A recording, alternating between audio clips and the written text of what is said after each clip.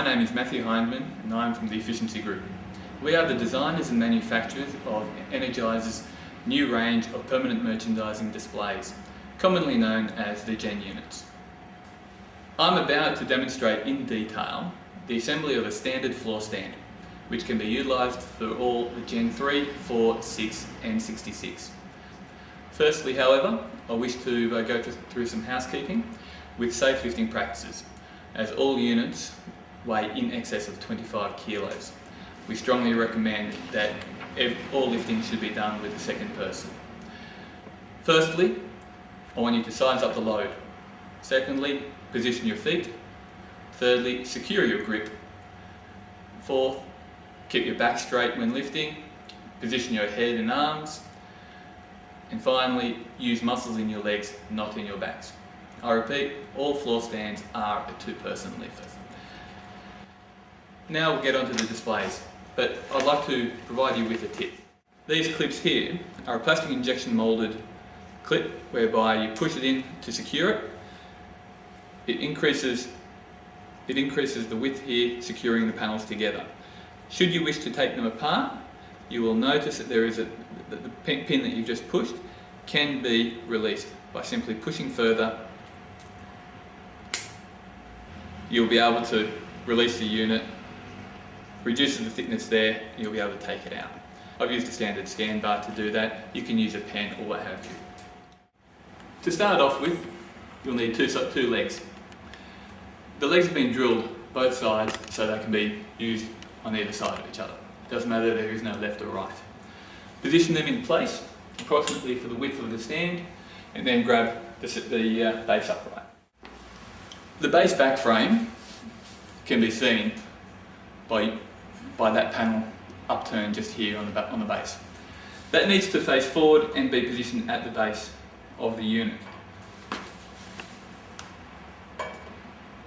Simply slot the base into the spigots of the feet. Grab the base of the injection moulded component. You will notice that each injection moulded component has a number and a letter. The numbers represent 1, 2, 3, 4 as you go up the stand, and the letter is either a left or a right. The left indicates that as you're looking at the stand, so this is the number 1 L indicating bottom injection moulded component on the left hand side. Position it hard up against the back and on the base.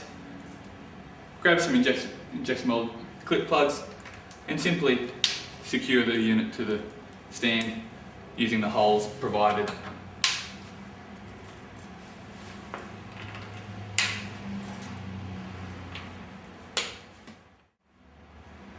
You will find an item similar to this in your packaging. It is designed to stop the feet from splaying at the front. Grab the unit and insert it into the holes provided in the metal base feet, and it'll secure the unit from wobbling. Grab your remaining base injection moulded component.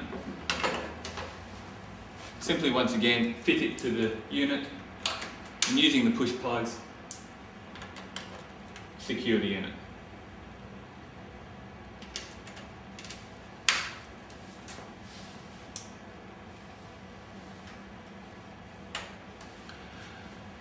Finally, for the base component of the unit, you will need the zigzag. We classify this item here as the zigzag component. It holds the torches and large dolphin type size batteries. Position the unit so it looks something like that.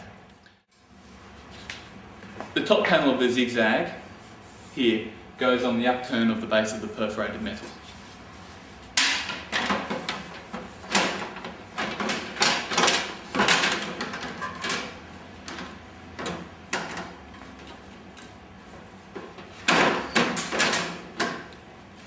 Position the zigzag so that the folds on the zigzag and the fold on the perf metal all catch, and this unit item here is positioned in front of this bend, and also the front of the zigzag is pushed harder against the front of the injection moulded components. We are now at the position of assembling the middle component of the stand. Firstly, grab the upper section of the perforated panel. Ensure that the long legs part here are at the top, and simply insert it into the spigots provided. Ensure the unit goes all the way home. We will now grab the middle section of the injection moulded components. Once again, the injection moulded components for the middle section are also labelled, in this case 2L, so the second component, and on the left hand side. Simply insert the injection moulded panel hard up against the metal frame, and you will notice that it will align perfectly down at the base. Grabbing the injection moulded snap plugs, secure this in place.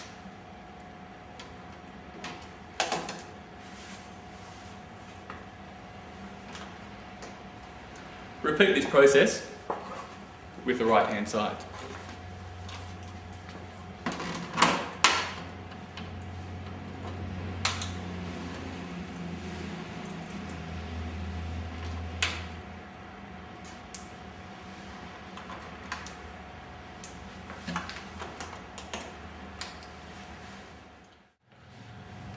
You will note on the inside of the injection moulded components there are 3 holes lining up, here, here and here.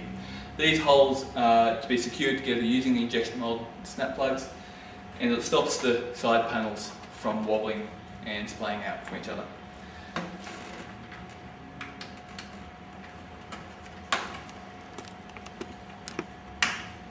It is of no consequence which way you actually direct the plugs. I find whichever way is easiest for yourself. Repeat this process on the other side.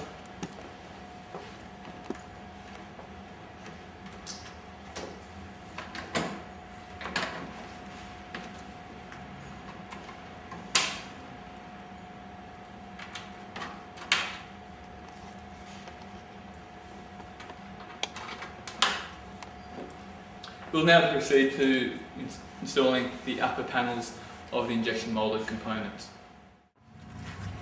Once again, the upper portion are titled 3R in this case, and 3 left. I recommend installing only one at this point in time, and I'll explain to you why. Placing the first panel on,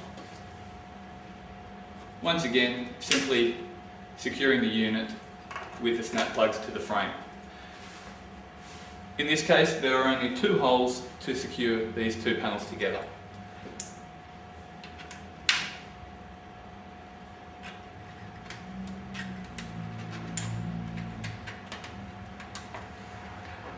From this position, I recommend that you grab the acrylic edge lid. At this junction, I would like you to try and install both the acrylic edge lid and the remaining upper panel. Simply placing the edge lid on this shelf panel here, on both panels. The reason why I'm getting you to do that now is because once you've installed this, it will be very difficult to get the acrylic edge lid in place. Once you've done that, you can let go of the acrylic edge lid and simply install the remaining header panel. Okay. Once again, installing the injection moulded snap plugs to secure the upper panel and the middle panel. Prior to installing and securing the acrylic edge lid in place, we recommend placing the prongs, prong backs and scan bars for the top row in, because it enables you to move this up and down. For the top row of prong backs, place the prong back on the 4th diamond in from the edge and 4th diamond down from the acrylic edge lid. This will provide you with enough space to get the prong back in, as well as the scan bar. The next prong location is on the 6th diamond across, so there's a gap of 5 diamonds.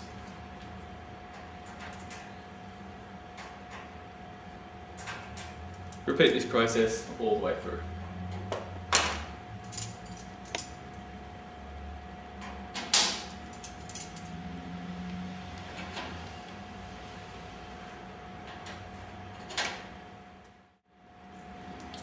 Once we've positioned all the prongs and prong backs for the top row in place, we can now secure the acrylic edge-lip header using the top 2 holes located on either side.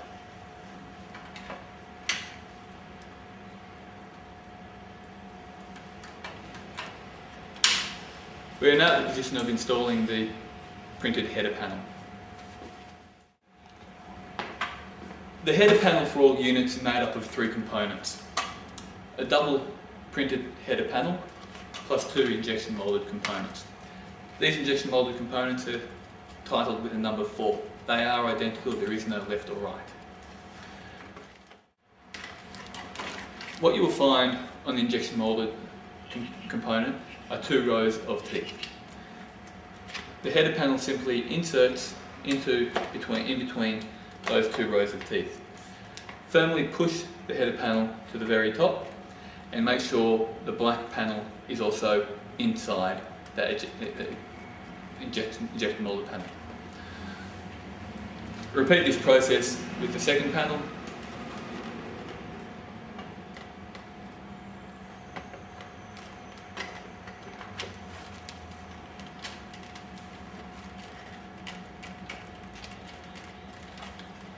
You now have completed header. Simply, you will note on the injection mould components there are 2 holes. Those holes will line up with the holes on the header, on the upper panel. Simply insert that until you find that they actually sit in place. Using the injection moulded snap plugs, secure the header in place.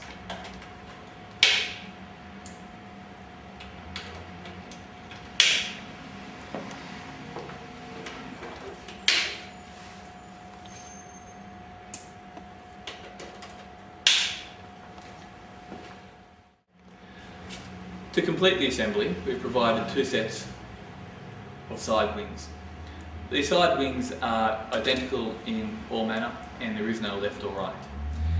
You will notice on the inside of the injection moulded components there are 3 tabs.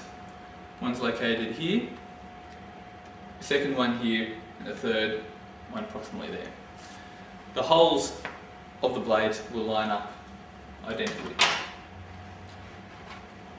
Using the injection moulded snap plugs, secure the blade in place.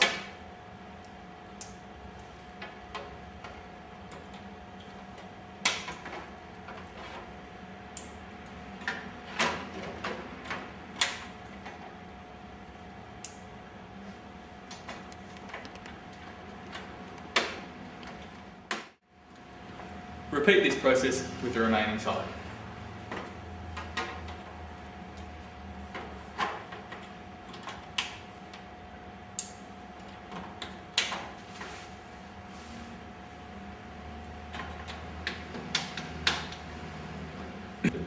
You have now completed the assembly of, in this case, a Gen 4 floor stand. Once again, these instructions provided here are the same for the Gen 3, 6 and 66. However, please be advised that the Gen 66 is a shorter unit. Thank you very much and bye for now.